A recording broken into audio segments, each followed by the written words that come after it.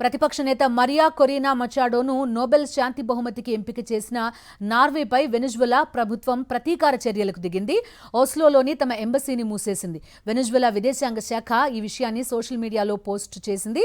తమ దౌత్య కార్యకలాపాల అంతర్గత పునర్వ్యవస్థీకరణలో భాగంగా ఈ నిర్ణయం తీసుకున్నట్టుగా తెలిపింది. వెనిజువెలా ప్రభుత్వ నిర్ణయంపై అసంతృప్తి వ్యక్తం చేసిన నార్వే ప్రభుత్వం నికోలస్ మదురో ప్రభుత్వంతో తాము చర్చలు కోరుకుంటున్నామని తెలిపింది. ఇక నోబెల్ బహుమతి ప్రకటించడం అనేది నార్వే ప్రభుత్వానికి చెందిన స్వతంత్ర నిర్ణయమని స్పష్టం చేసింది. ప్రతిపక్ష నేత మరియా కొరీనా మచాడోను నోబెల్ శాంతి బహుమతికి ఎంపిక చేసిన నార్వేపై వెనిజువెలా ప్రభుత్వం ప్రతీకార చర్యలకు దిగింది. ఓస్లోలోని తమ ఎంబసీని మూసేసింది. వెనిజువెలా విదేశాంగ శాఖ ఈ విషయాన్ని సోషల్ మీడియాలో పోస్ట్ చేసింది.